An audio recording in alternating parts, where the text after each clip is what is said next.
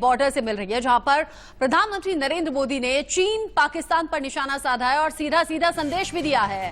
भारत समझने और समझाने में यकीन रखता है, ये प्रधानमंत्री नरेंद्र मोदी ने कहा विस्तारवादी सोच के खिलाफ आवाज उठाता रहा है भारत, आगे भी उठाएगा और इस विस्तारवादी नीति से दुनिया के कई देश परेशान हैं। आतंक पर एक बार फिर से अपना कड़ा रुख भी दिखा दिया, कहा कि आतंक के आकाओं को घर में घुसकर मारना भारत जानता है और मारेगा भी। आतंकवाद पर किसी भी तरह से समझौता स्वीकार नहीं होगा।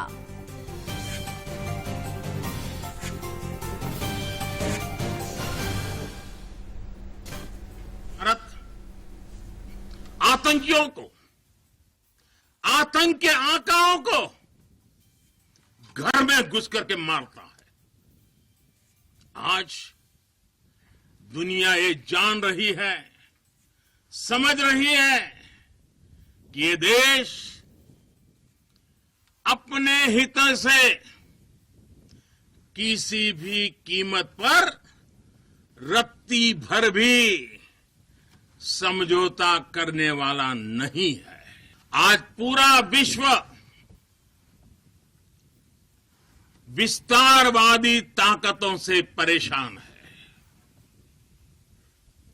विस्तारवाद एक तरह से मानसिक विकृति है और 18वीं शताब्दी की सोच को दर्शाता है। इस सोच के खिलाफ भी भारत प्रखर आवाज बढ़ रहा है। राष्ट्र रक्षा में जुटे हर वीर बेटे बेटी, हमारी सेनाएं, बीएसएफ, आईटीबीपी, सीआईएसएफ, हर सुरक्षा बल,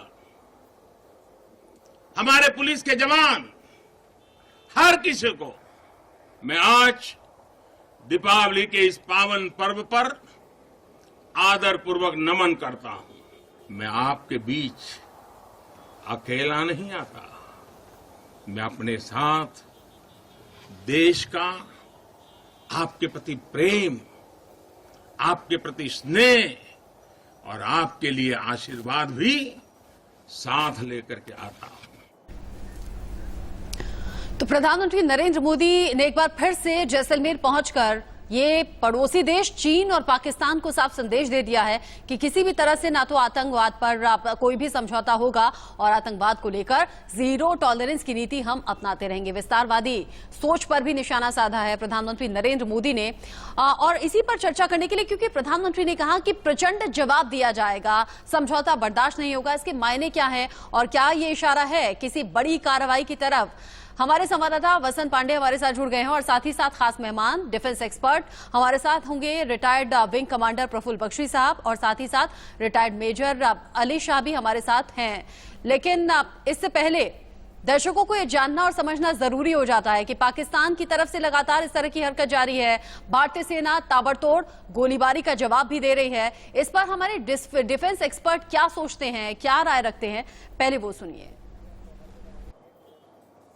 और जब भारतीय सेना जवाब देगी तो वो अपने देश के अंदर हाहाकार मचाएगा कि देखिए भारतीय सेना क्या कर रही है और एक एंटी इंडिया बॉगी खड़ी कर सकेगा। ऐसे गंदे खेल खेलकर इमरान खान अगर अपनी कुर्सी बचाना चाहता है तो इमरान खान बहुत बड़ी गलतफहमी में है। उसे ना पाकिस्तान की जनता माफ करेगी, ना हिंदुस्तान माफ करेगा। भारतीय सिक्योरिटी फोर्सेस ये सिर्फ सतर्क ही नहीं थे, बल्कि उन्होंने मुंहतोड़ जवाब दिया है इन पाकिस्तानी सैनिकों को। इतना जबरदस्त फायरिंग किया है, इतना तगड़े तरह से हैमर किया है पाकिस्तान को ने। और हमने कई उनके जो पोस्ट है पाकिस्तान के, जो बंकर्स है बॉर्डर के पास, उनको भी हमने नेस्तनाबूद कर दिया है। यही नहीं, लेकिन हमने आतंकवादियों के लॉन्च पैड्स को भी डिस्ट्रॉय किया है। तो इसी प्रकार की भाषा पाकिस्तान समझता है। इंडियन आर्मी ने जब ये वायलेशन बंद नहीं हुई तो फिर बुरी तरह से रिटेलिएट किया और पाकिस्तान सेना के कुछ बंकर बिल्कुल पॉइंट ब्लैंक रेंज पे उड़ा दिए। पाकिस्तान को समझना चाहिए कि ये ऐसी चालें नहीं चलेंगी। जब भारत इसको रोकता है तो पाकिस्तान सेना लगातार फायर खोलती है और भारत इस तरह से जवाब दे रहा है। ये पाकिस्तान को बहुत महंगा पड़ेगा और समझ लेना चाहिए। डिफेंस एक्सपर्ट मानते हैं कि ये पाकिस्तान के लिए महंगा पड़ेगा और महंगा पड़ना शुरू हो भी गया है। 3 कमांडो के साथ 11 जवान ढेर हो गए हैं। कई जवान ऐसे हैं जो जख्मी हैं और पाकिस्तान को एक बार फिर से सबक सिखा दिया गया है हिंदुस्तानी सेना की तरफ से। और ये साफ संदेश भी प्रधानमंत्री नरेंद्र मोदी ने जैसलमेर की सरजमी पर पहुंचकर दिया है। वसंत पांडे का मैं रुख कर लूंगी, साथ ही डिफेंस एक्सपर्ट भी हमारे साथ जुड़ गए हैं, उनके पास भी एक एक करके चलेंगे। वसंत, फिलहाल मौजूदा कार्यक्रम क्या चल रहा है और आगे का प्रोग्राम क्या है? बिल्कुल, देखिए आज पूरे दिन भर कह सकते हैं प्रधानमंत्री नरेंद्र मोदी जवानों के साथ रहेंगे। सुबह की धरती पर जब प्रधानमंत्री नरेंद्र मोदी जवानों के बीच पहुंचे तो उनका जोश दुगना हो गया, क्योंकि हर साल दिवाली के वक्त प्रधानमंत्री नरेंद्र मोदी जवानों के बीच इस त्योहार को मनाते हैं। हालांकि जो प्रधानमंत्री का जब उद्बोधन हुआ था, उन्होंने चीन और पाकिस्तान को चेताया कि अगर भारत के जवानों के साथ आजमाइश की जाएगी तो उसका प्रचंड जवाब मिलेगा। भारत इतना सक्षम है कि घर के अंदर घुसकर आतंकवादियों को मार गिराने की क्षमता रखता है। एक चेताया है पाकिस्तान और चीन को कि अगर उनकी ओर से कोशिश की जाएगी तो उसका जवाब देने के लिए हिंदुस्तान की फौज पूरी तरह से तैयार है। साथ ही साथ प्रधानमंत्री ने उन माताओं बहनों को भी दिवाली की शुभकामनाएं दी जिनके सपूत जो है बॉर्डर पर तैनात है, -डिग्री टेम्परेचर पर भी तैनात है, रेगिस्तान में तैनात है। और एक जवानों का हौसला अफजाई किया कि ऐसे सपूत जो पूरे देश की रक्षा कर रहे हैं, पूरी तरह से तैनात हैं, दिन रात चौकस बांधे हुए हैं, और जो आतंकवादी है उनका हर संभव जो है डटकर मुकाबला कर रहे हैं। जो है उनको जो है भारत के अंदर प्रवेश नहीं दे रहा है, क्योंकि जैसलमेर की ये वही सीमा है जहां 1971 में 3 दर्जन से अधिक जो पाकिस्तानी टैंकर है वो भारत के जो जैसलमेर बॉर्डर है उस पर कब्जे करने की फिराक में थे। लेकिन मेजर कुलदीप सिंह के नेतृत्व में 120 जवानों ने उनको जो है वहां से खदेड़ा, जो टैंकर थे पाकिस्तान के उनको नस्तुबैत कर दिया। तो कह सकते हैं आज जिस तरह प्रधानमंत्री नरेंद्र मोदी पहुंचे थे और जवानों का हौसला अफजाई किया, और आज दिवाली का पावन पर्व है, ऐसे में पूरे दिन भर कह सकते हैं जवानों के बीच रहेंगे, दिवाली को मनाएंगे जी। और प्रधानमंत्री ने याद भी किया और अब देश के वीर सपूतों के इसी जज्बे को सलाम बार बार देश का हर नागरिक करना चाहता है और कर भी रहा है, क्योंकि देश की सीमा पर हमारे सैनिक डटे हैं, तभी हम यहाँ आराम से अपने अपने घरों में हैं। प्रफुल्ल सर, आज जैसलमेर की सरजमी से प्रधानमंत्री नरेंद्र मोदी ने एक बार फिर से साफ संदेश दे दिया है, आतंकवाद पर ना कोई समझौता होगा और प्रचंड जवाब भी दिया जाएगा, जिसका ट्रेलर भारतीय सेना ने दे भी दिया है, यानी पिक्चर अभी बाकी है। बिल्कुल, लोगेवाला की जमीन वही जमीन है जहां से ये सारी की सारी जो संदेश शुरू होना चाहिए। यहीं से तो हमने पाकिस्तान के उन नापाक इरादों को ध्वस्त किया था 71 में, पर अब बात आगे चल पड़ी है इतनी सारी।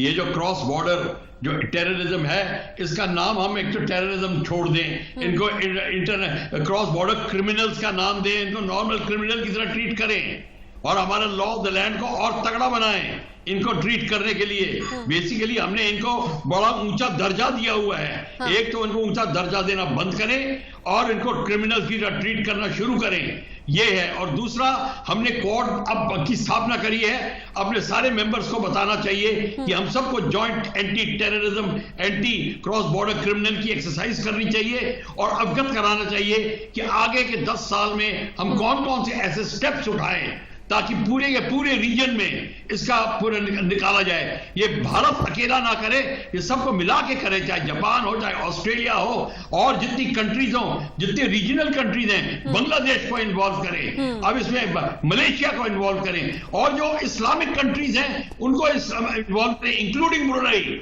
तब देखिए आपको आपका स्टेप तगड़े होंगे। और अभी हमारे क्रॉस बॉर्डर जो एक्टिविटी हो रही है वो तब कम होगी जब हम उनके जगह को ध्वस्त करने से कुछ नहीं होगा, क्योंकि 3 घंटे के अंदर वो दूसरा कैंप बना सकते हैं।